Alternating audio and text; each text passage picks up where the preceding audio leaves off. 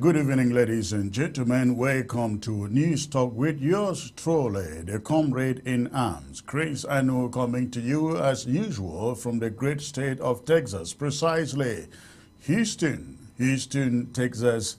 It's been a wonderful day to be alive and to witness the events going on Ground Zero, where we call the Federal Republic of Amazonia. We are talking about the efforts by French Cameroon to cohese normalcy on Ground Zero, their own way of bringing the war to an end or a solution to the conflict. We're going to look at that today. We also will be looking at the plans that we have on December 9 to launch Amazonia's very first diplomatic mission in the United States of America, precisely in Washington, D.C. In Libya, civilians are being abducted and extorted, millions, and I mean literally millions being extorted from civilians. Again, that is happening in Libya. We're going to be talking about these and many more other subjects tonight. Of course, I will open the phone lines to take your phone calls, to hear your take. We won't forget Kumba, of course, with the efforts there by the colonial officials to shut down ghost towns. And of course, we have announced a major lockdown. For the city of Victoria coming Thursday. We have more to say on all of these things, ladies and gentlemen, as we proceed with the broadcast. But as usual, I expect you to go ahead and hit your share button. Let the platform be populated and saturated with freedom-loving people of Amazonia. Please hit the share button. Let them know the anchor man is not live. He is indeed alive, strong and kicking. All right, please go ahead, hit your share button. I will be right back in the next 50 seconds.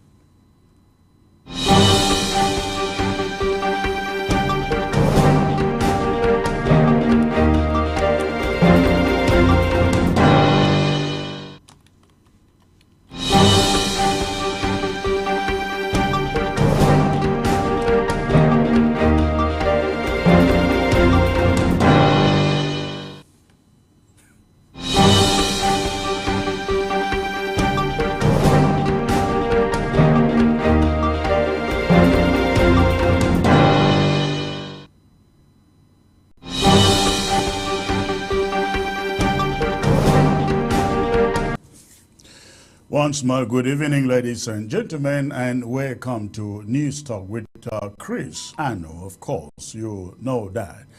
Tonight, we're going to be talking about quite a number of developments coming from Ground Zero. And again, before I get there, I'd like you to go ahead, as usual, hit your share button.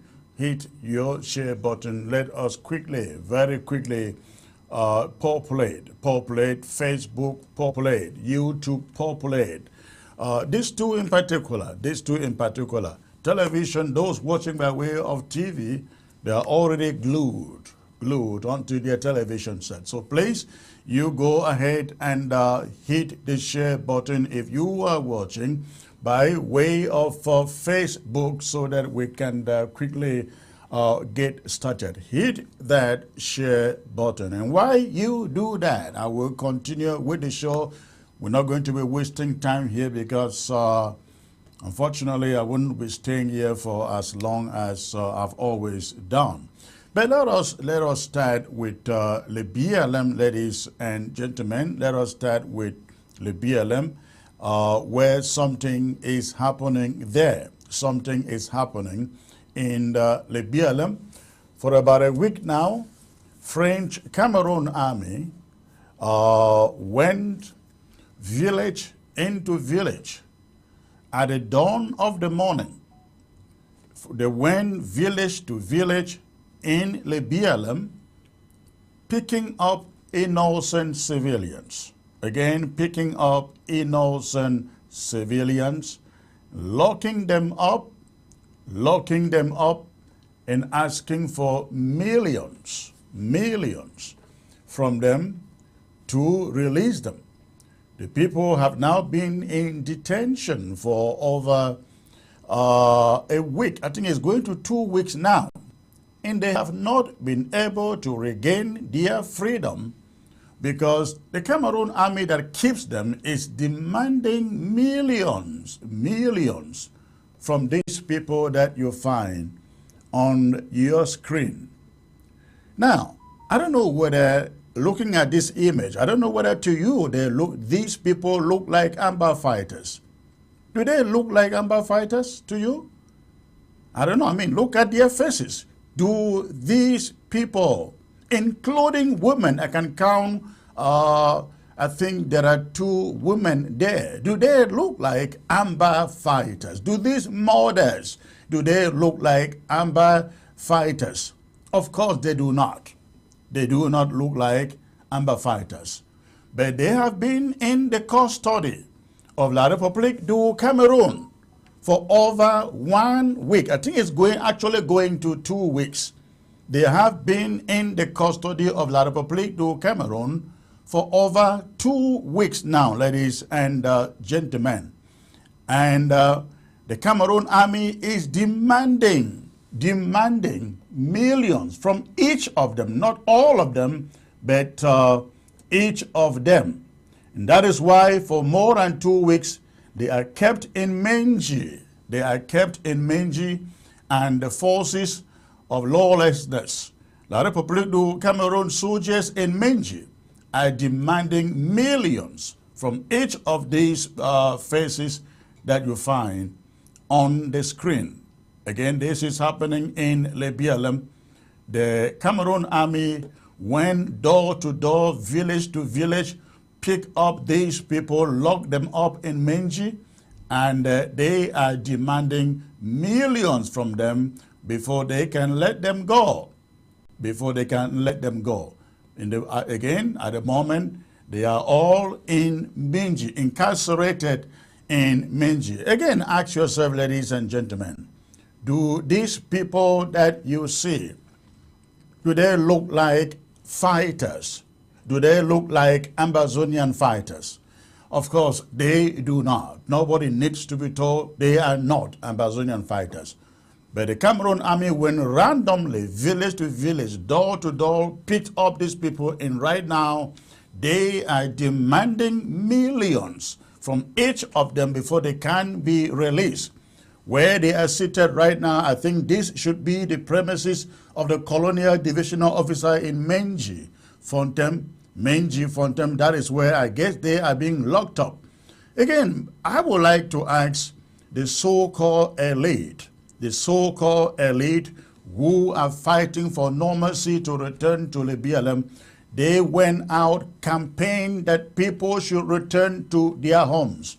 What you are seeing here in front of you is not the work of Ambazonia fighters. This is the work of Cameroon soldiers. And I am wondering, where are the elite of the BLM, the chiefs, the funds, who told the people to return back home, to come back home, that there was peace. Normalcy is finally coming back. They are nowhere to be found. I hope they will contribute the millions and give to the soldiers for the release of these innocent people. They should not be under incarceration by any means. How, when you talk about normalcy, when you preach normalcy, when you ask people to return home, and at the same time, you are doing this to them, abducting them, and now you are demanding millions from each of them as ransom. How do you expect the people to go back home? How do you expect them to go back home? The narrative last time was that Chris Anu and all the warmongers in the BLM were responsible for people being out of the BLM. But people finally are trying to get back home, and the Cameroon army is chasing them out by going village to village, door to door, and picking them up as you find on your screen. Again, they are demanding millions from them. Now, I hope that Lekudo, Leban Cultural and Development Association, will contribute the money that frees these people. Because I think the kudos should not be just out there talking about schools, for which they are not even ready. They shouted schools and schools and schools and schools, and they had no road for anybody to get to any of those schools. They have no electricity for anybody to sit in their schools. The classrooms were not even ready. And now the same people whose children they believe should be in those schools, those are them seated there, abducted and being asked for $1 million francs, each of them, before they can be freed. What would you say these people have done? These are not the people who are in the bushes carrying guns. These are farmers. These are civilians minding their own business, but they pick them one after the other, and they are being locked up in Menji for nothing. So I hope that the so-called elite, the chiefs, the Fons, Paul Tassong, the eye of the BLM, the eye of the elite, I hope you pay the ransom that frees these people. Lekudo, I hope you pay the ransom that frees these people. If you want people to believe, normalcy is coming back. Children should go back to school. We told you the moment you think normalcy is back, this is what will happen. And this will happen in every community, not just in the BLM. Ambazonians should take note. This will happen in every community if we abandon this struggle, if we abandon this war and hope that we will just move on and walk as brothers and sisters with French Cameroon. They will invade every village and every town and county in Ambazonia, pick people overnight, and this and worse things than this will happen. Worse things than this will happen, ladies and gentlemen. So let's be careful what we ask for in the midst of war. This is what the Kudo people ask for. This is what the BLM elites ask for. This is what the chiefs and the Fons, they ask for. I hope they will now rise up to speak for these people. So far, it's going to 2 weeks. I have not heard a chief, a Fon, a parliamentarian, a senator, an elite said anything on behalf of these people. None of them have. None of them have. So we are watching. We are watching. These people don't look like Ambazonia fighters. They are just civilians who were possibly coerced to return to their homes. We were told that La République du Cameroon's army, they invaded their homes around 2 a.m. in the morning. That is at night. Deep night. They invaded their home, picked them up, and they wanted them to disclose where Field Marshal 2x2 is right now as I speak to you. I understand that there is a manhunt. There is a manhunt for Field Marshal 2x2. I understand that they believe that these people know where 2x2 hides, and they want them to. And they are now trying to manhunt for 2x2 to see they can pick him up. They waste their time, of course. They waste their time. So, ladies and gentlemen, that is it for Le BLM. We are watching. I am looking forward to Le Kudo, to the Le BLM elite, Le Bang in particular, to get these men and women freed. Get them free. And this should send a message to every Southern Cameroonian Ambazonian that until this war is over and there is an agreement, on how we live as two separate people. You go back to your village, you go back to your town without the war being over decided. This is exactly what La République du Cameroon will do to you. You know, just like you throw corn for a fowl to come, pick, and then you catch it. They tell you, come back home. The soldiers are not the problem. Amba, they say, is the problem. The moment you get back home, they pick you up and they are demanding millions. They are demanding millions. Please, stay where you are if it is possible until this war is decided on a negotiation table, so that you're not chased out of your home, you're not victimized from your home like this. Look at the faces of these people. Do they look like millionaires? Do they look like millionaires? Do they look like people who can afford millions for their own freedom? All right, that is it. That is it. Again, from the BLM. And I thought to bring that to your attention. Now, from the BLM, ladies and gentlemen, we should go to Kumba. Kumba, I learned that today was an interesting day in Kumba. Today was an interesting day in Kumba. And we learned that as soon as the colonial officials came to, made their rounds and shut down the markets, traders immediately, the colonial officials made their rounds when shut down the markets. The traders went back immediately and sealed their shops. They went back immediately and sealed their shops, not wanting to defy ghost towns. Not wanting to defy ghost towns. We have some images here that I thought I could bring to you. I'm not seeing those photos. If you have those photos, please bring them out here. If you have the photos, bring them out here. Let's and project them. The images of the bikes, motorbikes in Kumba, confiscated by the colonial officer in Kumba. Apparently, it appears like we don't have those images, but perhaps in the course of the broadcast, we will lay hands on those images. But something else happened in at the weekend, not at the weekend precisely, but towards the weekend in a village called Bamiyen. Bamiyen. I'd like you to take a look at this video, please. Take a look at this video.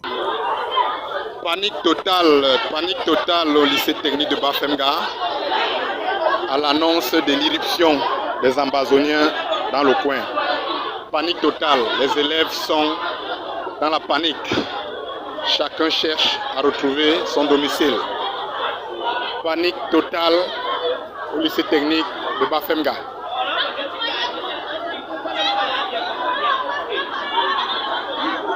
Panique totale. Les enseignants, les élèves sont dans la panique totale à l'annonce de l'arrivée des Ambazoniens dans le coin. C'est grave. C'est comme vous pouvez le constater. Je n'ai plus de paroles. Panique totale au lycée technique de Bafemga à l'annonce de l'irruption des Ambazoniens dans le coin. Panique totale. Les élèves sont dans la panique.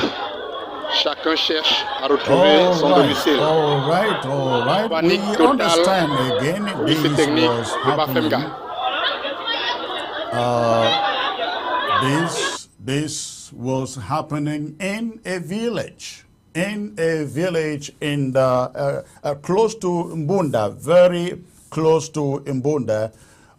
Teachers and students took off on their heels at the mention of Amber. I guess they were told, it was alleged that Amber fighters were in the community and they were coming.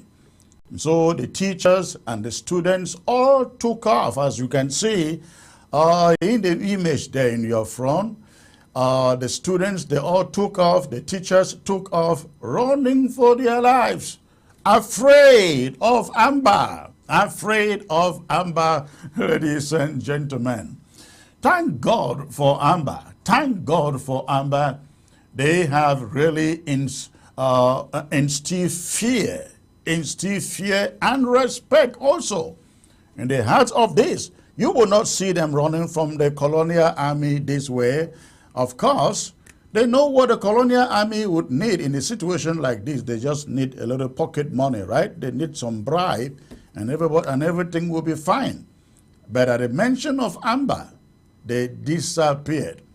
I hope that more of this is done so that maybe, just maybe, these people can feel a little pinch of what Ambazonians go through in their own territory for the past 7 years and counting. Our students are there, they're not going to school, teachers not going to work because of the situation, that a similar situation that La République du Cameroon has put the entire territory in. I really hope that more restoration fighters will be able to invade areas like this to let the community know that exactly this pain cannot just be in Ambazonia alone, but that if there is war, it should be collateral damage. Everybody should feel the pinch and the pain of it. That is what it should be. But again, that was in Bamiyan, I understand, late last week. They learned that Ambazonia fighters were coming and everybody had to disappear. That was it in the Bamiyan. I don't know whether I'm pronouncing that right or not. But that is what happened there, ladies and gentlemen. Now, I want to talk a little bit about Kumba. We have learned that the colonial officials went to the market this morning, sealed the shops. But the moment they left, they opened the shops. The colonial officials went to the markets. Fiango, then Kumba main market, round 3 corners, and so on and so forth. Every market, they went there to make sure that the shops were open. But the moment they left, we understand that the shop owners shut their shops and left, went back home. The only people who boycotted, who defied lockdown or ghost town were bike riders in the city of Kumba. Now, I would like to reiterate this message that we brought to you last week, that if your shop is shut down, don't be worried. Let them own the keys. Let them have the keys. If your Okada is in their keeping, don't be worried. Let them have it. Do whatever they want. Now, you got to understand this. You are not the only one who needs to do business. They too need to do business. They need your business. They need you. And they cannot shut down all the shops in Kumba for one week, which is what we want the store owners to do. If one shop is shut down, then let that solidarity be from other traders whose shops are not shut down. I saw that in Mbengwil a few months ago, ladies and gentlemen. They shut down one shop, the rest of the shops are shut down. But let me tell you, if your shop is open on Monday, Ghost Town Mondays, and we have our boys who are going around, see your shop open, you may really be in big trouble. You may be in big trouble. That we haven't done anything, we are not doing anything now. I can assure you, look at me eyeball to eyeball, I can assure you it is not going to end the way you think. it isn't going to end the way that you think. La République du Cameroon cannot succeed in this war against Ghost Town. We will have it back. And for your information, sirs, ghost towns go nowhere until the day we sit down at a round table to discuss the end of this conflict with colonial La République du Cameroon. That is when we talk about an end to ghost towns. Ladies and gentlemen, I will take a quick break out, and when I come back, I'll bring to you my first monologue for today. Stay tuned, please.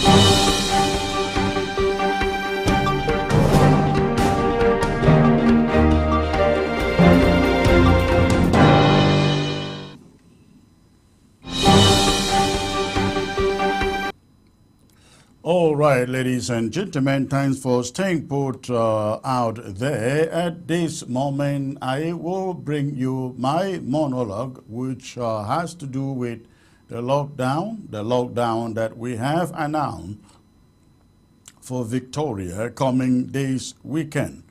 That lockdown is intended to stop somewhere ATO from organizing this so-called gala march in the city of Victoria. For whatever reason they are organizing this gala march for, it is not welcome in Victoria. And so over the weekend, I sent out this press statement to whoever it may be concerned that they are not welcome in Victoria. It has come to the attention of the interim government of Ambazonia that there are plans to host a gala football tournament in Victoria, Ambazonia, on Thursday, November 30th. As much as Ambazonians love and celebrate the game of football, we cannot in good conscience allow this tournament to proceed in light of the ongoing war, now in its eighth year. Besides the humanitarian toll and the politics embedded in the tournament. Considering that Yaoundé and Douala are relatively peaceful and better equipped and would make for better venues, it is incomprehensible, other than for political reasons, why Samuel Eto'o wants to host this match in Victoria. The decision to hold it in Victoria is deeply troubling and insensitive to the plight of the people of Ambazonia. Ambazonia has been embroiled in a protracted and a devastating war, resulting in the loss of thousands of lives and the displacement of countless families. It would be a grave mistake for J.J. Okocha and his mates to overlook the gravity of the situation and the potential risk that such an event could pose to the safety and the well-being of all involved, including those visiting players. We understand the desire of colonial La République du Cameroon to promote normalcy through sports. But we firmly believe that the current circumstances in Ambazonia demand a different approach to normalcy. We cannot ignore the fact that the underlying motivation appears to be driven by political agendas rather than genuine love for football. We must prioritize the fundamental rights and safety of the people of Ambazonia. Our priority now is to fully support the pursuit of freedom and justice, and not football tournaments that make believe there is peace where there is none. Ambazonians will not allow themselves to be used as pawns in the broader political agenda that disregards their suffering and aspirations. Therefore, after careful consideration and consultations, we here at the interim government hereby declare Thursday, November 30th, a total lockdown day for Victoria and all of Fako County. We urge the visiting international footballers, including J.J. Okocha, Emmanuel Amoneki, Garibu Lawa, Daniel Amogachi, Victor Ekweba, and others, to please exercise caution and reconsider their involvement in this event. The risks associated with holding the tournament in Victoria are simply too high, and the potential consequences are far too severe to want to ignore.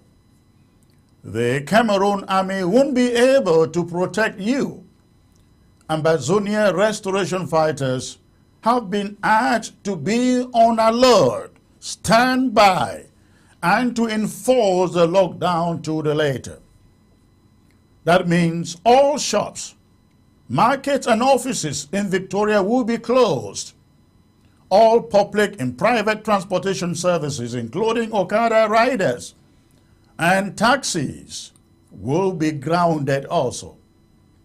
Furthermore, the so-called Omis Paul Stadium in Victoria will be a no-go zone on Thursday. You will have yourself to blame for any defiance. The decision to hold a football match in the midst of a war zone raises serious ethical and practical concerns. It is essential, therefore, to prioritize the safety and well-being of the local population and to exercise caution in the organization of events that could potentially exacerbate tensions and perpetuate bloodshed. All parties involved should heed the warnings and take the necessary steps to prevent any further escalation of the situation. And there is my talking point, the first one for today. I am being joined, ladies and gentlemen, by Comrade Dennis Lehman. Comrade Dennis, if you can bend your camera slightly, please, that would be great. And get your image there on the middle. Bend your camera slightly, please, if you can hear me. Wonderful. All right, great. Good to see you, sir. I hope you can hear me. Thank you very much, Comrade Chris. I'm very elated to be part of your show today. And I want to send special greetings to all our Ambazonian people, those who are in the refugee camps, those who are back home, the IDPs, and also my special condolences to the families that lost their lives in Bamenda Saturday morning when the same Nigerian actors, they came in and the end was the killing of some civilians. So I send condolences to our family. We keep them in prayers, and may our ancestors keep watching over us. Thank you very much for this opportunity, Comrade Chris.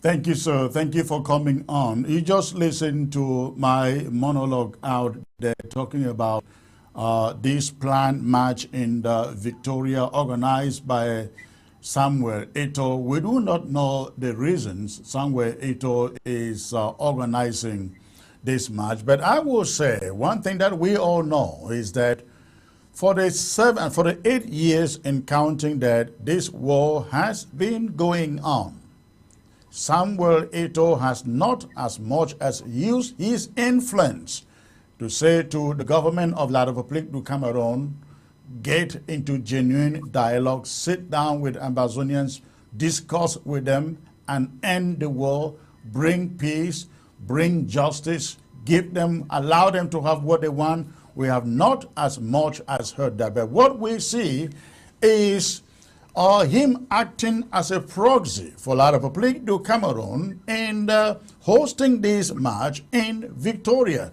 Yaoundé would be a better place. They have better population there. They have better infrastructure there. Same thing with Douala. Why do you think they are bringing this thing to Victoria in the first place? Yeah, Comrade Chris, I think this is a deliberate provocation to our people and the Amber fighters. For the past few years, La République has engaged in a systematic pattern of behavior to illegitimize our fighters.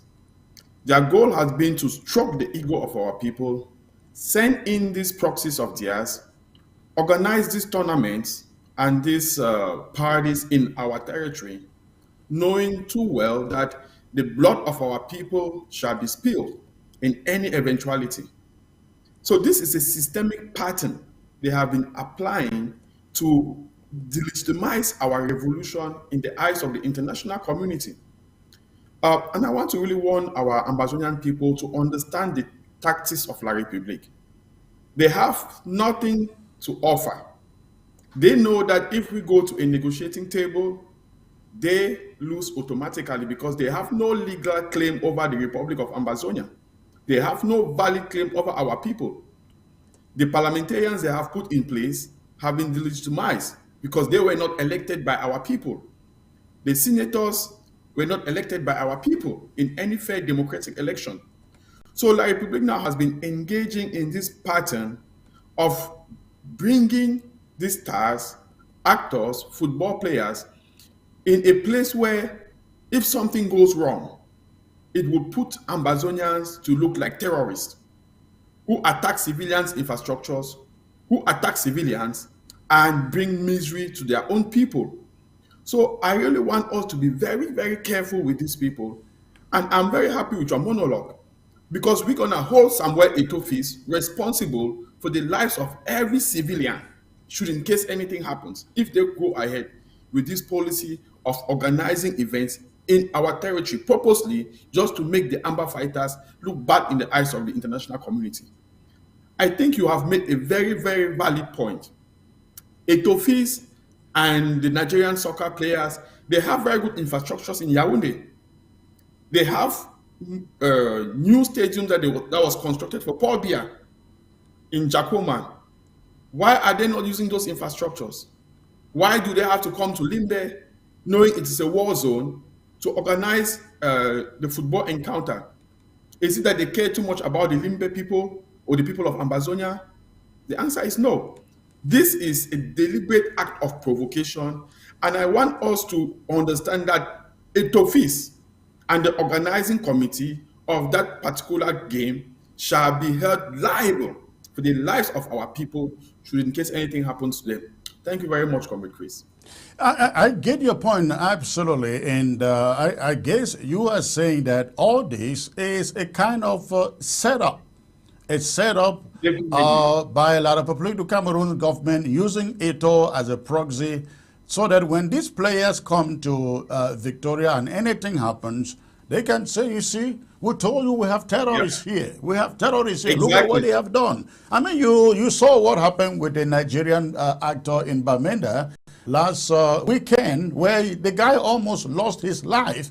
You know, I asked myself, how long did it take for them to get to that scene in Bamenda? And how did they know he was there? So, I am quite concerned that this may just be a setup. They are hoping that any of those players they bring into Victoria is harm, so they can go out and say, Ambazonian terrorists did this. They did it in Bamenda a week ago or 2 weeks ago. Now they are doing it in Victoria. Isn't this the setup that we're talking about? Oh, definitely, Comrade Chris. And I think you've laid it out very clearly. You see, they understand the power of our revolution. We are a people built on justice. Our revolution is anchored on truth and honesty. But Etofis, who is a proxy of La République, has been instrumentalized. He is being used, just as the Nigerian actors were used in Bamenda, to try to bring this idea or this concept that we have normalcy in Bamenda. But it backfired so badly on them. And even the company that was organizing the show, they made it very clear that they were sorry and they did not foresee this. But it doesn't still exempt them from the liability. I hope the families of those affected go after the organizers of those platforms or those shows so that our people understand that they cannot continue to do this nonsense and get away with it. Our people's lives really matter. You are very correct, and you make a very important point there. I hope that the families who lost their loved ones, 4 of them in Bamenda last weekend, I hope they are listening to us. They have to go after that bar owner who put that event together and could not protect the people to be held responsible. I saw the organizer put out a statement. I wish I could have it handy to read it. But he is basically making an apology without saying what he is going to do to compensate the people you brought in there and were killed. And definitely, Comrade Chris. You see, this is what we call irresponsibility on behalf of the state and on behalf of the bar owner or the program coordinator of whatever they were doing. It is a well-known fact that the area in Bamenda is not safe for any public gathering. We have Atangaji boys who have been masking as amber fighters, moving from city to city, committing genocidal crimes. We saw what they did in Manfe. We saw what they did in Bafusam. They went and attacked their own people, right? And most of the thing is that if you notice, amber fighters, they only attack military targets. Right. And they did not state that when they went to Baminiem, the 2 military people that were killed were like public military fighters that were killed. But now, why is it that they want to associate amber fighters only with the killing of civilians? So again, I want to make our people to understand this very clearly. Okay, La République is not here to protect our civilians. Everything they do is a well-coordinated plan to delegitimize the Ambazonian restoration quest as being just a bunch of terrorists A who bunch of have no criminals and human. terrorists, yeah. Yeah, because that is what their campaign is all about, to make the people of Ambazonia feel like Ambazonia's fighters don't have a reason to fight. They want to make the international community to look at us as uncivilized savages who are just ready to kill. Why? Can you know what the reason why? And we all know the reason why. It is because they don't want to accept the fact that they are occupying a sovereign country against the wish of the people. And we must have that conversation with them. We will not allow them derail our conversation to a civil unrest matter. This is a conflict between two states, two former sovereign states, and we will keep singing it and telling the world that we don't accept any form of gathering on our territory that will endanger the lives of our people. And which is the reason why we have called for a lockdown in Victoria, in particular on Thursday, November 30th, and Farco in general. I was texting with Comrade Ayaba, Cho Ayaba, this morning, and he said they have endorsed the lockdown that we have called for Victoria. Which I thought was quite interesting. But that is what we need. That is what we need. We're all coming together, recognizing the situation like this one that we face in Victoria and saying, you know what, it must not happen.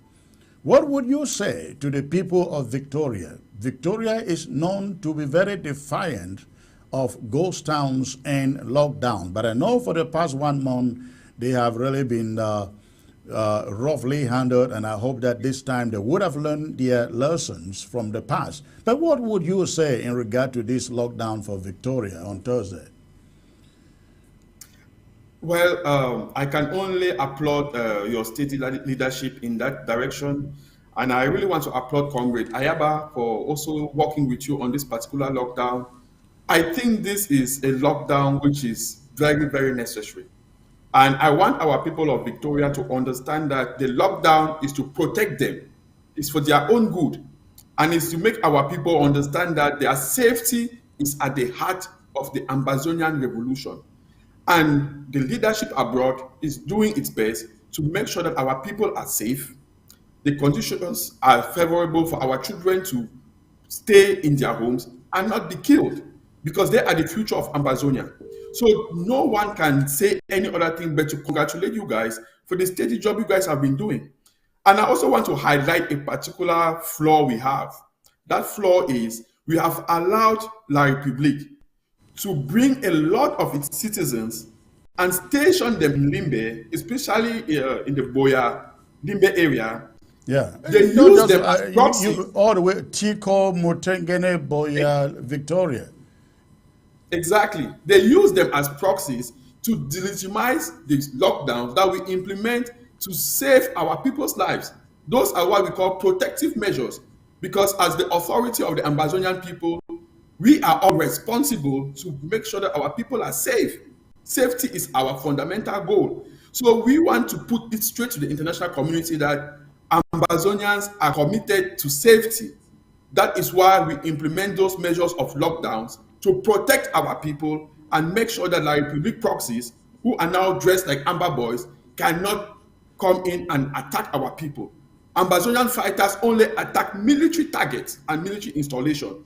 We do not attack our civilians. We protect our civilians in every way, shape, and form. Thank you very much for that steady leadership, Comrade Chris. Well, we continue to do what we are able to do to make sure that La République does not succeed in thinking they can stop this war prematurely without a free and independent Ambazonia. That is not going to happen. I was expecting Mike Dwarita to be part of this panel. I am still waiting for him and Uncle B. But let's continue with the discussions before they join, if they will. Now, let's get back to Samuel Eto'o. Samuel Eto'o, this is a guy who could be very influential. In fact, they are carrying out this event in Victoria, using his name for it. This is a guy that, if he was a stand-up guy, he can use his mouth to say, a lot of people to Cameroon and this war. Sit down with Ambazonians and have a frank talk with Ambazonians. Samuel Eto'o has never done that. Every time he is trying to do something, it is always something that is very provocative, a mockery to our efforts towards independence actualization. Exactly, Comrade Christ. You know, the government of La Republique understands that our people are into sports. We are a very, very committed people when it comes to sporting activities. We have good runners, we have good soccer players, we have a lot of good, we have people who love sports. So Etofis is being used as a pawn to bring the attention from our people instead of allowing them to focus on solving the political problem we have. Etofis has been very, very, I would say, docile in the conflict, even in their own country.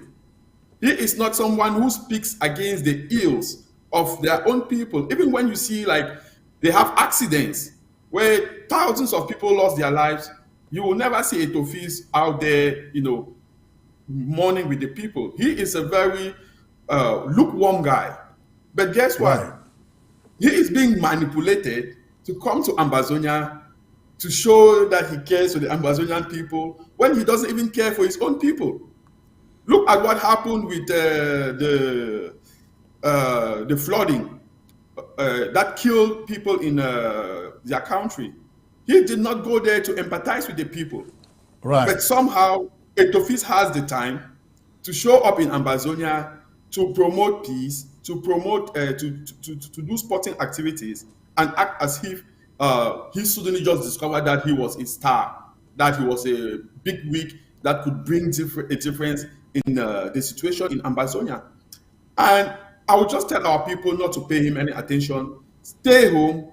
He has nothing to offer. He is a failed wannabe politician who will definitely meet his Waterloo.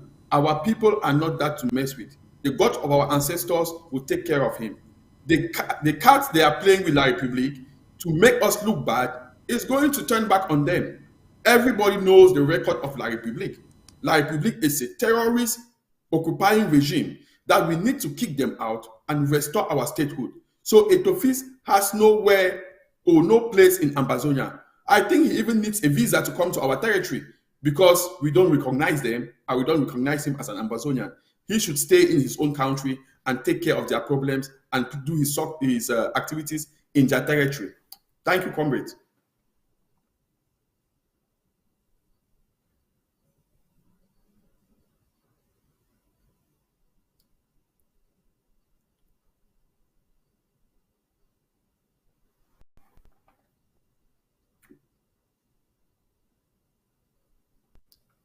We lost your sound for a minute there.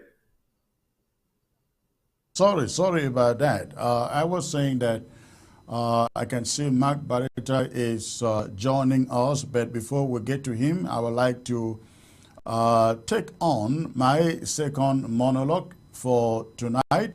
And this has to do with these efforts, ladies and gentlemen, to instill normalcy. How bet from the back doors in Ambazonia. So I'd like you to stay put as I bring to you this monologue. Actually focusing again on what Samuel Eto'o is trying to do and the efforts by the Cameroon government to use these proxies to bring about normalcy that has eluded them so far, for 7 years and counting. That is what it has been. Samuel Eto'o is a renowned footballer and a public figure with significant influence, especially in the African and international scenes. He carries a responsibility to use his status in a manner that is sensitive to the social and political realities of the people of Ambazonia. His decision to host a gala tournament in Victoria amidst the war in Ambazonia raises valid concerns about the potential implications of such an event. Only last weekend, a renowned Nigerian actor, Sylvester Madu, was almost gunned down in Bamenda for appearing at an event that many deemed insensitive. While Madu survived the incident, others were not that lucky. At the last count, we have learned that at least 4 people were gunned down and they lost their lives on the spot. Is this what Samuel Eto'o wants to repeat in Victoria? The war in Amazonia is a complex and deeply distressing situation, marked by violence, killings, displacement, and human rights abuses. It's a conflict that has caused immeasurable suffering for our people, and it demands urgent attention and action from influential personalities like Samuel Eto'o. But football tournaments, ladies and gentlemen, cannot be among such urgent action or attention. By hosting a high-profile international tournament in an area affected by conflict, there is a risk of inadvertently downplaying or overshadowing the gravity of the situation, which can be seen as a form of political propaganda, and I believe that is exactly what it is. It is crucial for influential figures like Eto'o to consider the broader implications of their actions and to engage with the complexities of the situations they are involved in. In the case of the conflict in Ambazonia, the focus ought to be on promoting genuine efforts towards conflict resolution and justice for the afflicted. Instead of hosting a gala tournament, Eto'o could have utilized his celebrity status to advocate for genuine dialogue and humanitarian efforts in the community. He could have used his platform to raise awareness about the plight and the killings in Amazonia by his own government and to call for meaningful interventions aimed at addressing the root causes of the conflict. He chose not to do so. With great influence comes great responsibility. And this responsibility extends to engaging with sensitive political and social issues with care and empathy. By choosing to host a gala tournament in Victoria, Eto'o is inadvertently contributing to a narrative that could be seen as disregarding the severity of the conflict in Amazonia. Instead of using his celebrity status to advocate for dialogue and justice, his actions risk being perceived as aligning with the interests of the Cameroonian government, thereby potentially undermining the legitimate grievances and suffering of the people of Ambazonia.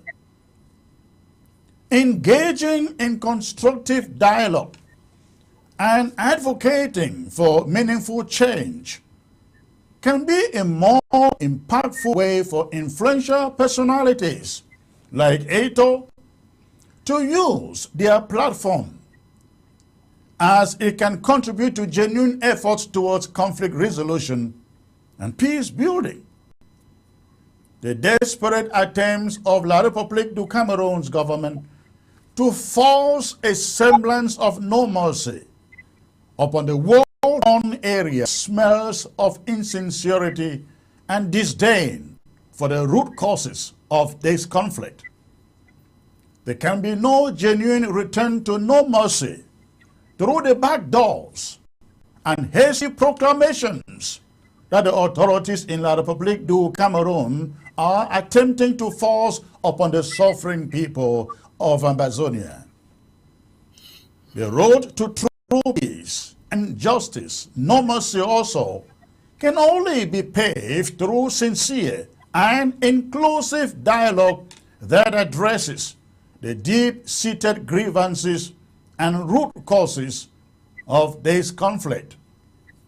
It is evident that the so-called efforts of the La République du Cameroon's government are nothing, zero, more than a thinly veiled facade, a feeble attempt to mask the underlying issues that have fueled the conflict for years.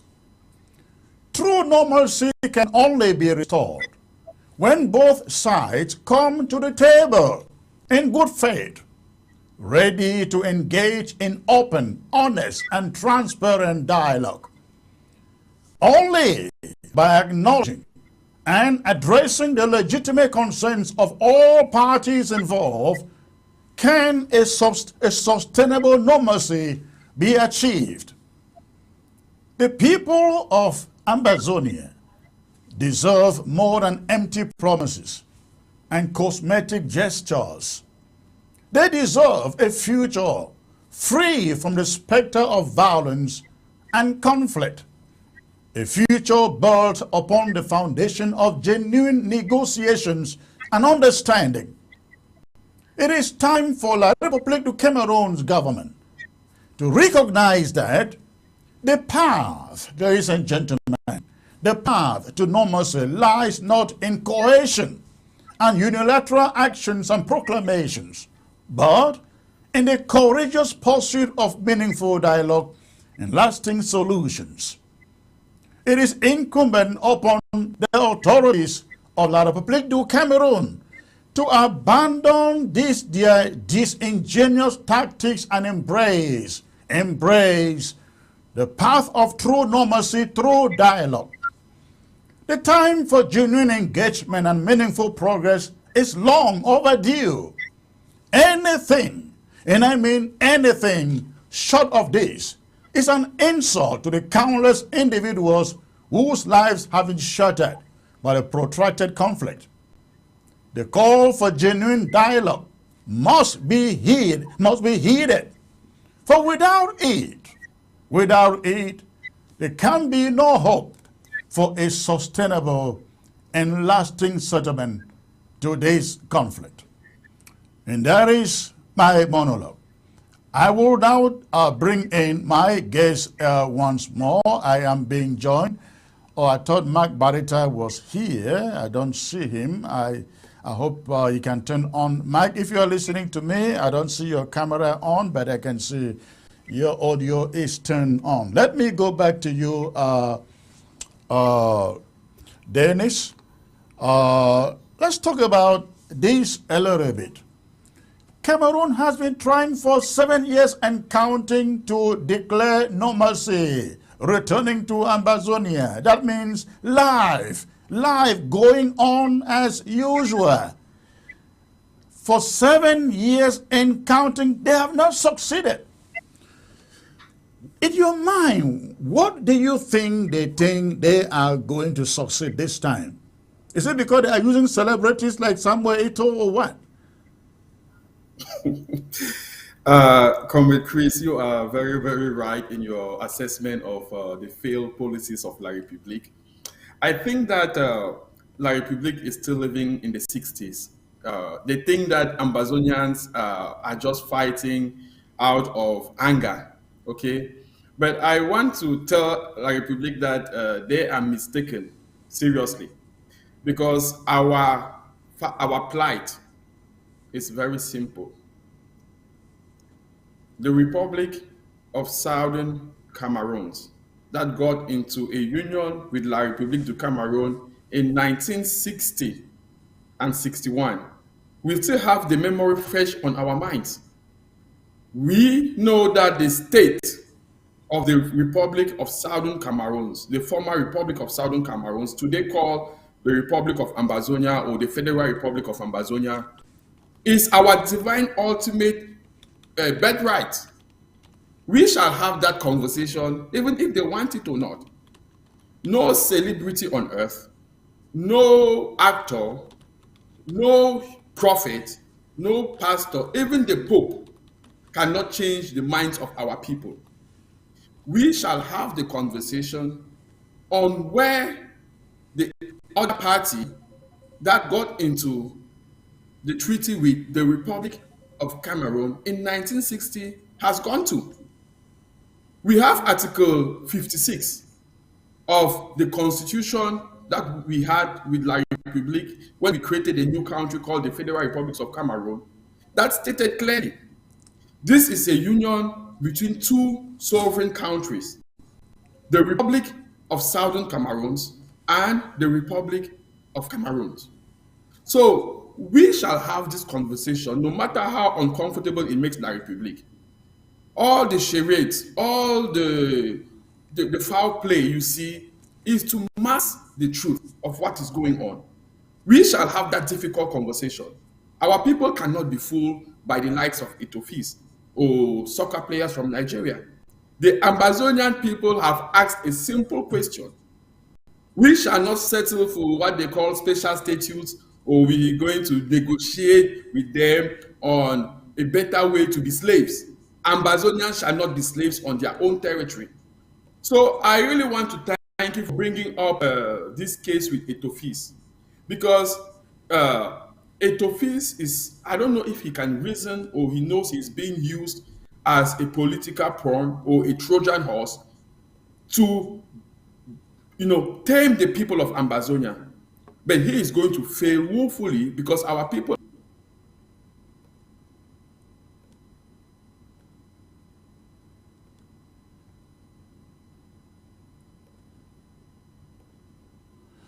I think I lost you. Let me bring in the comrade Mike Barretta, who has joined. Mike, go ahead, bend your camera slightly, if you can hear me, please. Bend your camera slightly, Mike, if you can hear me.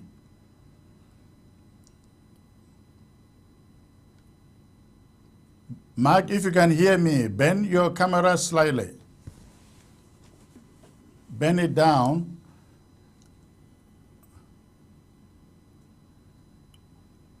Mike, can you hear me? Can you hear me, Mike? Mike, I can't hear you.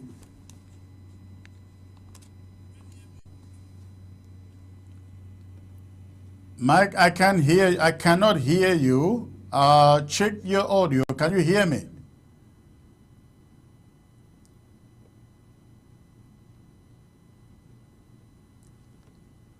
All right. I will wait while you adjust your camera. I will let me get to one other subject that has to do with the launching of Amber Mission in Washington, D.C. While you continue to check your audio there, if you can get it right, just let me know. It appears like Dennis Lehman is frozen on screen.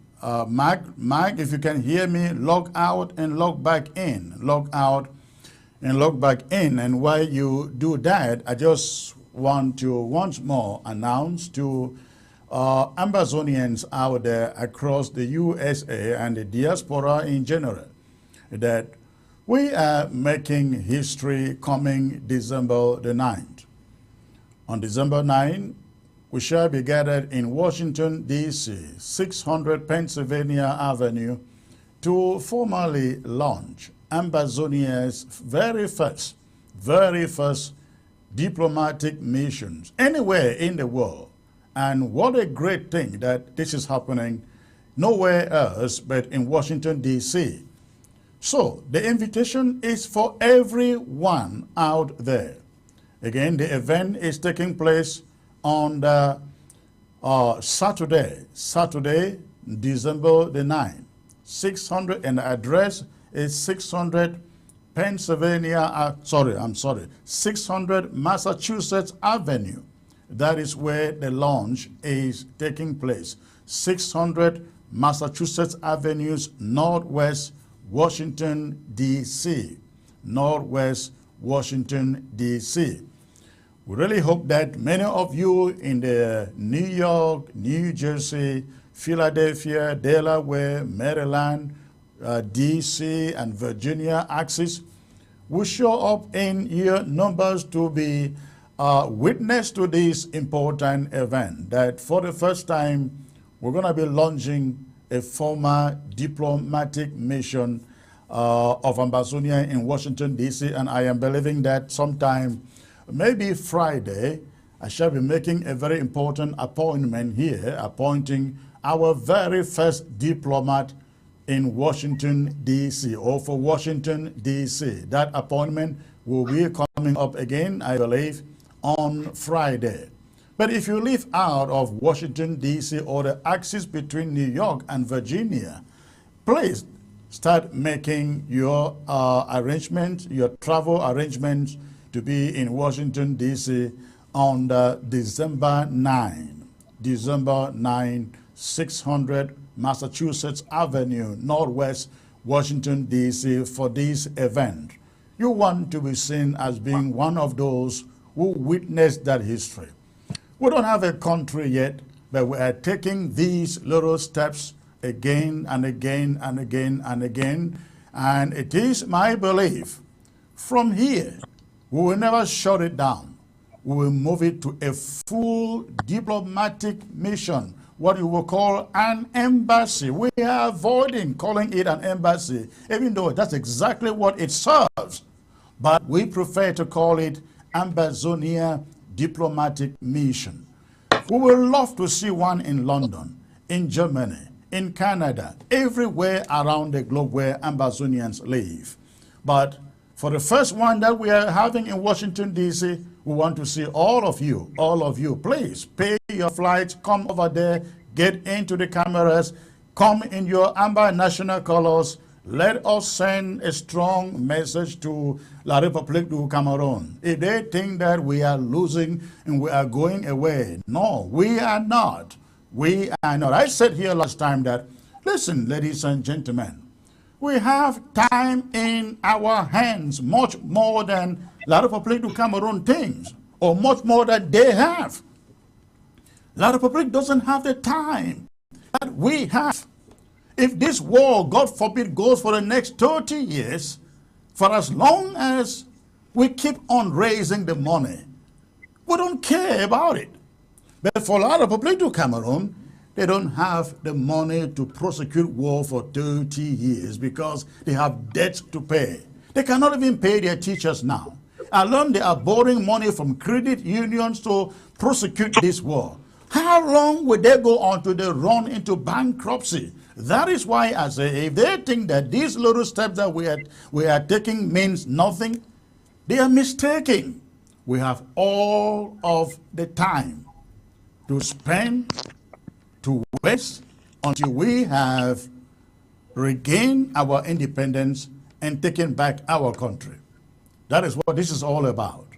And I hope that in launching these Washington, D.C. diplomatic missions, it becomes a seed that multiplies to the rest of the world.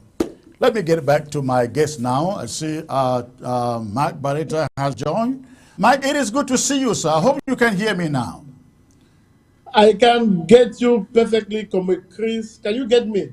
Wonderful. I get you 5 on 5. Good to see you. It's been a while. It's been a while. It's been a while. Good to see you too, and good to be back on the platform. Thanks. Thank you. Thank you. When you came in, I was doing a monologue on this effort by Cameroon to declare normalcy. They think they can just declare normalcy by bringing some players or some celebrities into Ambazonia to play a football match so they can say normalcy has returned. It is all a publicity stunt that they are trying to carry out here. Do you think that is a way you call for normalcy? I have suggested, if they want normalcy, call Ambazonia stakeholders on the table and look at each other eyeball to eyeball and talk frankly and honestly, and then no mercy and justice would have been settled. Isn't that what we are looking for, Mike? Of course, Comrade Chris. That is what we are looking for.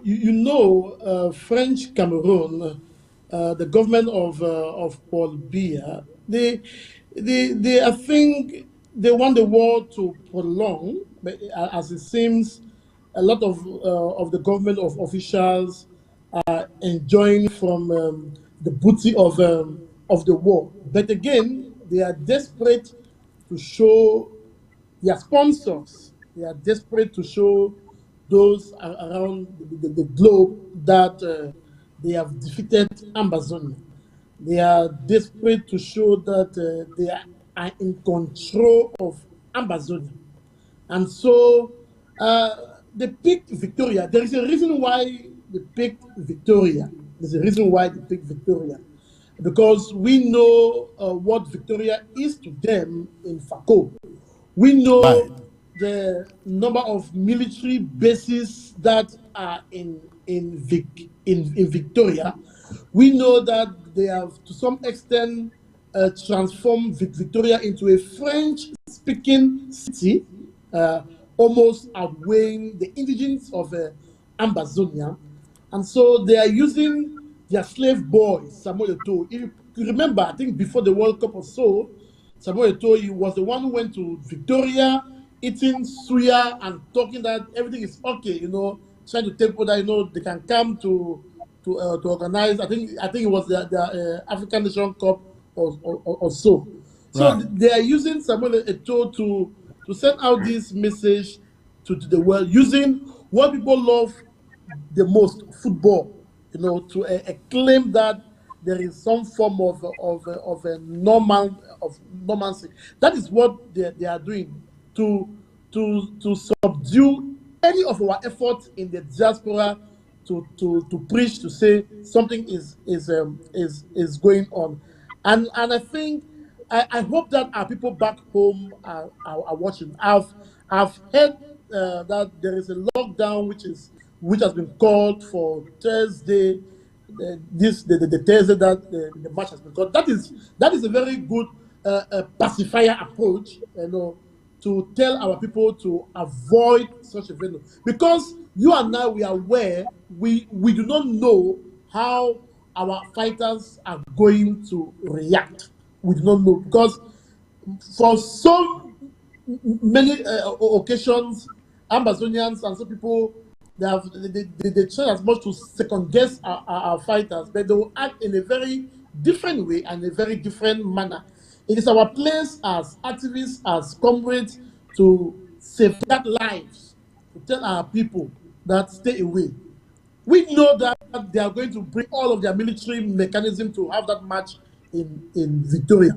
But we want that match to be played in an empty venue. We want that match, if it must go on, to not deserve the grandeur that they want it to go.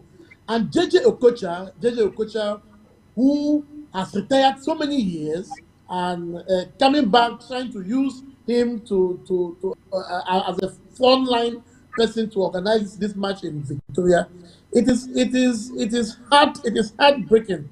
But again, we can only do what we can do as Amazonians, as activists, and our job is to caution our people to respect the lockdown that has been called for that day, for that particular purpose. This is the type of lockdown where we said everyone must be able to respect, because it is called for a particular purpose, to meet a particular goal, to meet a particular objective. Yes. So our people should be very mindful. Those in Victoria, there should be not the bike riders, the Benzikin and shops.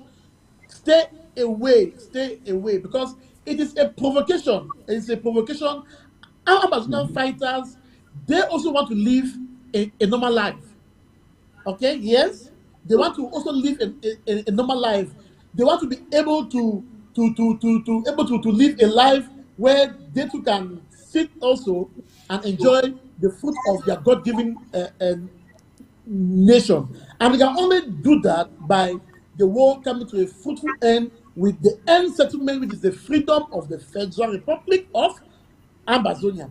And so anyone who is on their way to torpedo this move, anyone who is on their way to give a false sense of normalcy so as to stop other international people to come for the help, they are going to act. I cannot sit here, I cannot tell you how they are going to act, because we do not know. We are not on the ground. But we can look at evidence. We can talk from an evidence-based perspective that it may not be good, considering other aspects that has happened in the past within the course of this. So I'm talking directly to our people in Victoria. I know that they are watching. Though even those that are watching that have relatives in Victoria, spread the message. Lock down. Let Etofiels, if he succeeds to come to Victoria, let him come and do what he's doing. And our fighters in Tiko, our fighters in Mutengene, our fighters along the other way must stay on the alert. Must stay. In fact, not only Victoria, I think the whole of Tiko Mutengene going, should be able to, along the street of the road, should be able to stay away.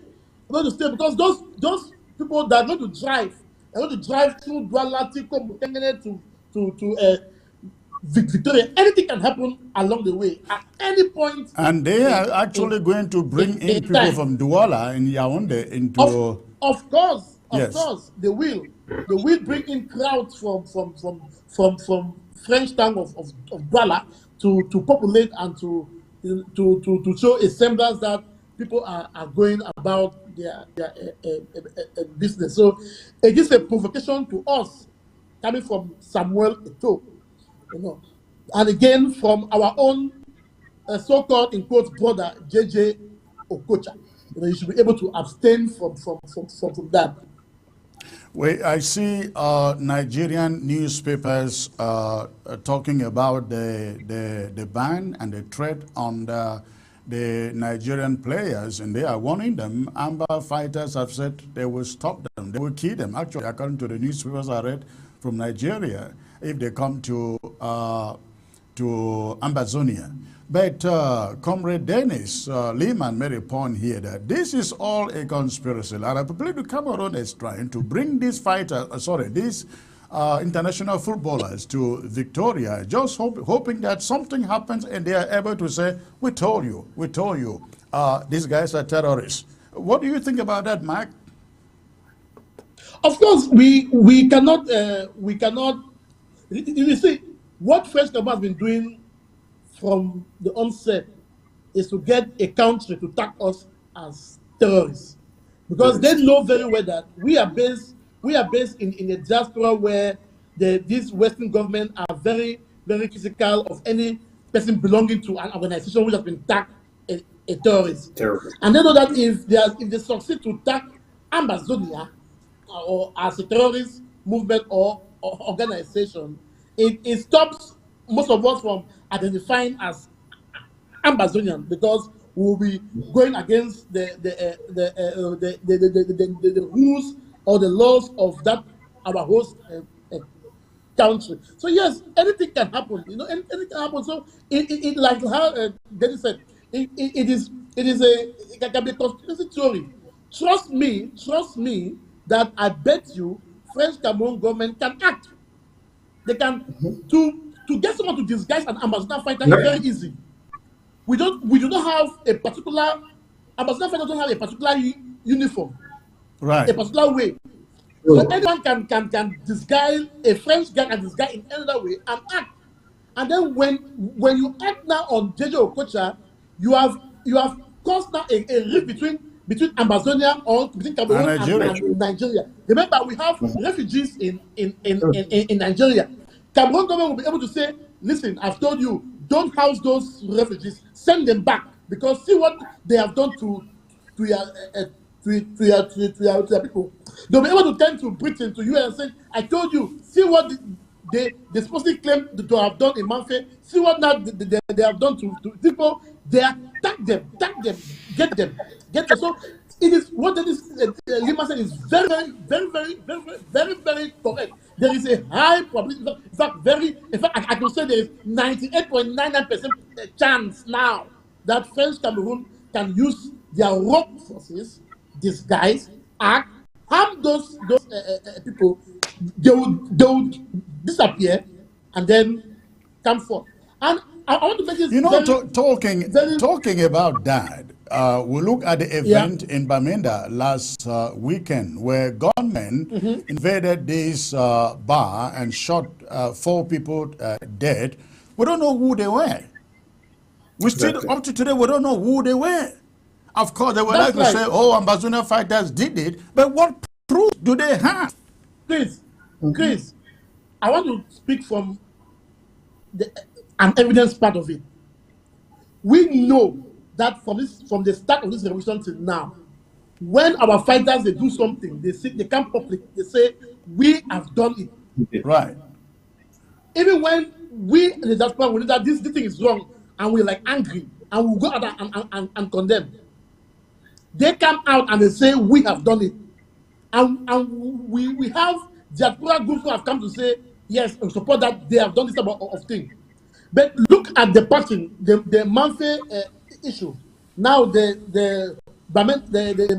issue. You have not had any Amazonian group on the ground, because if the fighters on the ground, if they want to pass a message, they will come and say we did it. Next time, stop, don't come. If they really want to threaten another people from not doing what they want to do.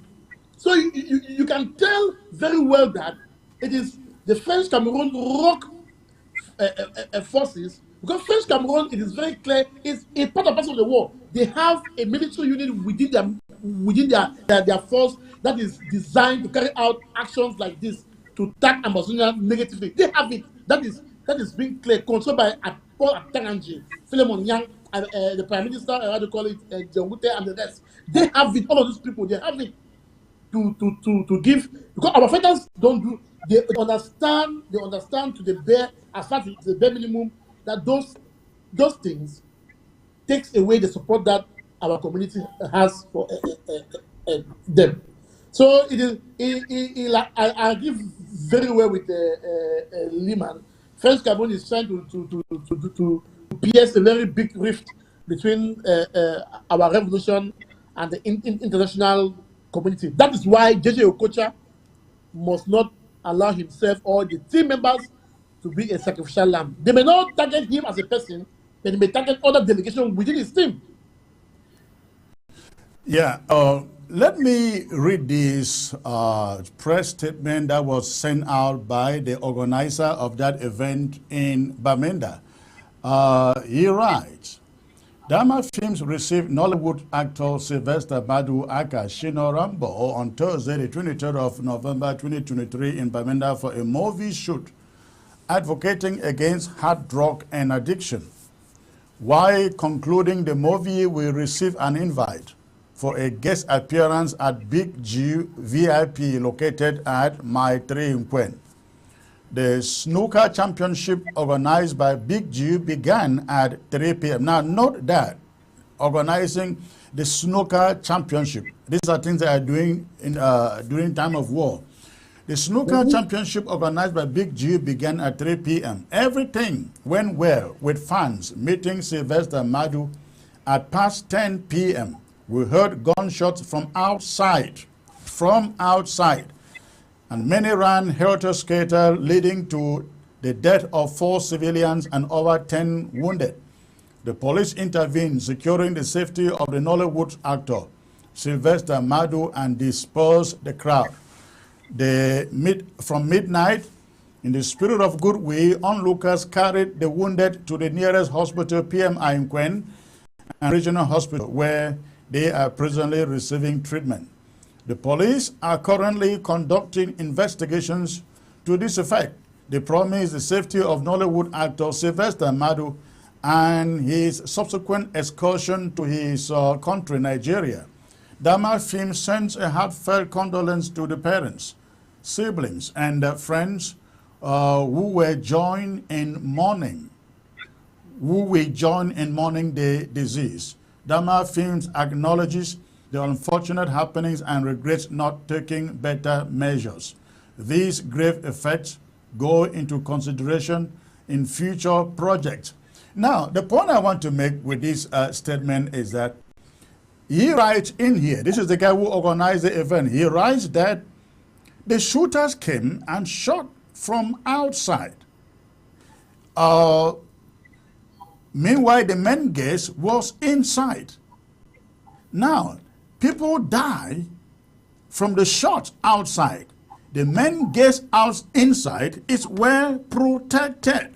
But people outside are shot to death. How can't we conclude that this was staged by La Republique to call attention that, you see, Amber Boys did this? They have not arrested anybody.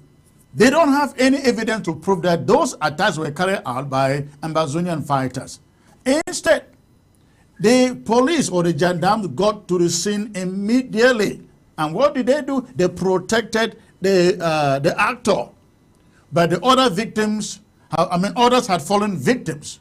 And La Republique du Cameroon will now use it for propaganda to say, you see, they wanted to kill this international film actor in Bamenda, whereas they probably organized and staged that thing that led to the killing of 4. Do you look at this angle, Comrade Mark?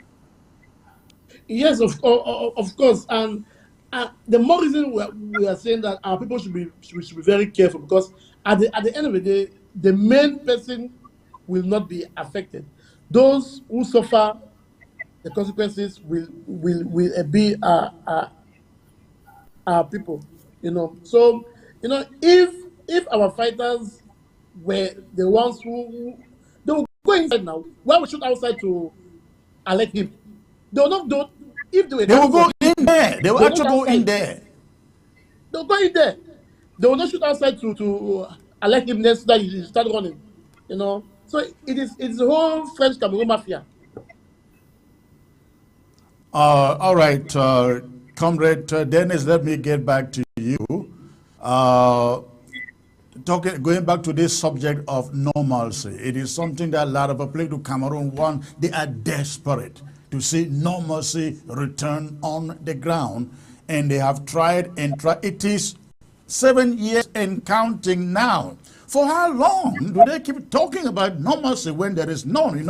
By now they thought they would have killed all Amazonia fighters, isn't it? Unfortunately, when Amba want to do what they want, what they have to, they do it. So, for how long does Cameroon keep thinking that just talking about normalcy and bringing proxies like Eto'o and these players, it is going to bring normalcy? For how long do they keep on doing so? Thank you very much, Comrade Chris. Greetings to my brother, Mark Barata. Always nice to have you on a platform, because you bring a lot of insight, which a lot of people don't see. But what I want to do is for us to just open our eyes, okay? In the very last couple months and years, or let's say last year till now, Ambazonia has made a lot of gains internationally, which you guys will not even imagine. From last year, we have had many countries moving to understand that we are a people with a history. Our revolution has gained grounds, and people have started having an understanding of why we are fighting. So La Republique started by hiring a lobbying firm, which pushed the narrative that we are terrorists. It did not stick, okay? Now, La Republique has moved now on its killing spree. So what they do is they are trying to kill civilians and say, hey, listen, Amber fighters have derailed. They are no longer fighting for the restoration of their statehood. They are just thieves who are hungry and they go about attacking civilians here and there. We have mastered the situation. There is return to normalcy and the world can move on. But guess what? Our people are very smart. We are resolute. We can see the games they are playing. And I want to really thank you guys for your leadership and to celebrate the good news you brought about the Amber missions in DC. Now, this is the type of gains I want Ambazonians to understand. Okay? We have a legitimate fight. We cannot target our people, and there is no return to normalcy until we restore our sovereign statehood. So we are doing really, really well in the diplomatic field. Yes, we have Amber fighters who have made some small mistakes, but Amber fighters don't go out targeting civilians. So there shall be no return to normalcy orchestrated by La Republique by tarnishing the image of Amber fighters. It's not going to work. Ambazonians shall continue to make gains. We are normalizing now ourselves as the people restoring their sovereign country. Just of late, we have Ambazonians who have agreed to open Ambazonian Secretariat, which Comrade Mark is leading, in worldwide. We have Ambazonians opening an Ambazonian mission in DC. We have Ambazonians opening heritage centers in Ohio and elsewhere. Those are the concrete or the materialization of our statehood. So I want our people to understand that we are winning La Republique in the diplomatic sphere. That is why you see this facade of returning to normalcy to say, oh, you know what, we have defeated the Ambazonian people. They are just a handful of disgruntled people walking from left to right, killing civilians. And so I want us to have that perspective and understand now how we can deal with La Republique squarely. And I think that we have the political will to now prosecute this revolution and make the world know there is no return to normalcy until the Republic of Ambazonia is restored in its full glory. And I think we are doing the right part, bringing our people as you are doing together, extending to other people like Ayaba to enforce the lockdown, make sure that safety is there, and stamp our authority as the people who have the legitimate right to channel the aspiration of our people. Thank you very much. I really enjoyed that question. Thank you, thank you. It appears like is Mark frozen? It appears he is frozen. What we're going to do right now is I will open the phone lines and we take some calls coming in from our listeners across Ambazonia or across the diaspora. So if you are watching, you are free to call at the moment, make your contributions. Let's know what is on your mind. The phone line is there on the screen from wherever you are calling. Let us know from where you are calling from so that we can take your call. And remember, before you call, make sure that the volume of your television set, if you are watching by way of TV, is shut down. Make sure the volume is shut down. Again, the phone line is open right now. Okay. All right. I am watching, and again, Mark Barita is still frozen, is having a connection issue. But again, I'd like to remind you, ladies and gentlemen, of a big event that is coming up on December 9, the launch of our diplomatic mission in Washington, D.C., 600 Massachusetts Avenue, Northwest Washington, D.C.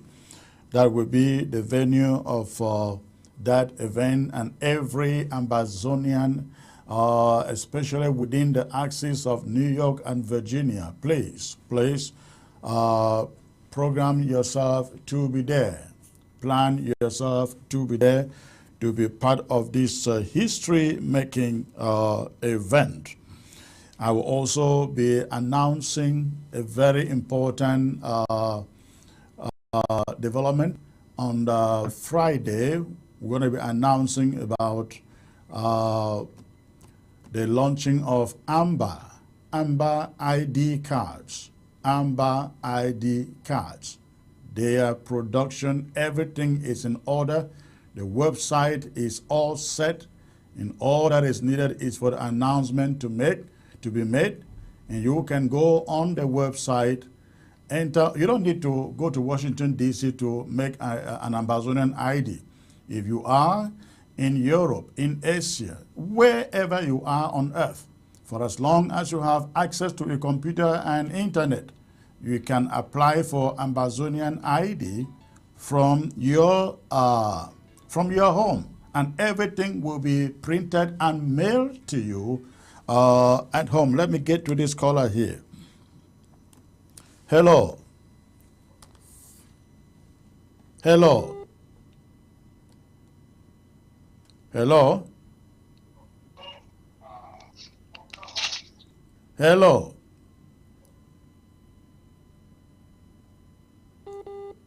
All right, I think this bad connection here. So I was saying that as far as these Ambazonian IDs are concerned, you don't have to fly to Washington, D.C. or mail anything to Washington, D.C. to have your ID card produced. All that you will have to do is just log from the comfort of your room, log onto the website, which I will give it to you on Friday. The website is up and running right now, but on Friday, while we announce the appointment of our diplomatic representative in Washington, D.C., we also will be announcing the launch of the website so that you can go ahead and start applying for your Amber ID cards online. Doesn't matter where you are. If you are on ground zero and you pay for it, we have said we really don't encourage people on ground zero to go for it, because then they put your security at risk. But if you still want to, you are at liberty to go online and apply for it. It will be printed and mailed to your location all over the globe. Again, we will be revealing the website on Friday, and we shall be also appointing our diplomatic representative in Washington, D.C. on Friday. So you expect that, you wait for that. Going to be very, very exciting. And I must assure you, those IDs have been well thought out, and you will love it, you will admire it, you will want to have it. And I think every Ambazonian should be very, very proud of carrying an Ambazonian identification paper. I know some of you may be asking, what do I do with it? What do I do with Ambazonian ID? It will identify you just as any other ID card you have in your pocket. Where you go, they ask for your ID card. You can present either your driver license or your Amber ID. You know, in the USA, all they ask is show us anything with a photo identification. So don't say, I can't use my Amber ID in the US. No, you can. For as long as it truly identifies you, you can use it to identify yourself anywhere in the world. Anywhere in the world. So this is very, very exciting. And I hope that every one of you out there, you will be one of the first person to carry an Amber ID. I wish I had the sample copy here. On Friday, I will make sure I have a sample copy of that ID to show you guys exactly the way it's going to look like. Comrade Dennis, you have something to add there? Wow, Comrade Chris, I think I'm really happy that we are finally moving from the auberge, as we say in local palace, and we are putting our stamp on the world scene. I think this has been long overdue, and I think Ambazonians are really happy, especially with the Ambazonian mission in DC. And I want Ambazonians to look at it from a very, very pragmatic point of view. Okay, this is a mission office for all Ambazonians. It represents the aspiration of all of our people. And I'm hoping that all Ambazonians, regardless of what group you belong to, will find it necessary to adopt that Ambazonian mission in DC as our Ambazonian consulate in the making. It is up to the American government to give us full credential. And once they do that, we are fine. But those are the gains which makes the Republic get into a panic mode. You Yeah. see, because it makes the world know that we are a serious people, we have a stable leadership, and we are not hiding in the bushes. We are out here, and La Republic now know where to meet us. La Republic is free to come there and put in a demand for us to meet on a table and discuss on the terms of separation. We have already told them the people of Ambazonia will decide. And this is a step that the Ambazonian people are not only identifying themselves, they are coming out clean with their demands. Nothing is going to stop us. We have an Ambazonian missions, we have secretariats of Ambazonians populating worldwide, we have our Ambazonian ID card. What is next? It is the restoration of our statehood. So I can only congratulate you and your team and all Ambazonians who have been working hard day in, day out, trying to make this a reality. Our ancestors are watching over us. Let us root for the Amber ID card. Let us come out in our masses. And, oh Jesus, I was about to forget this. Comrade Chris, Yes, sir. do you know it is very, very important for our Ambazonians who are refugees, who left the homeland and they are going to foreign countries to present that ID card as part of their identification papers because it eases them in their paperwork with the immigration services. So for all Especially Ambazonians, in the diaspora, there are so many of them, they have no identifications. And there are not only that, there are so many Ambazonians whose passports have long expired, and they cannot go to La Republic's embassy to say, renew my passport, because I think they actually stopped it. And they have nothing to show where they come from. This is the moment for them to carry something that truly identifies them. Exactly. oh, very true. And bro, this comes to me as at a very important time. You know, one of the conditions for Ambazonians in the United States to apply for TPS is to show documentation that they belong to either they have been residing, let me use the right word that was used, that they have been residing in Cameroon without a nationality, or they are in the United States and they don't have a nationality, but they Right. know they are from that territory. So this is a big gain to all our Ambazonians who are seeking asylum.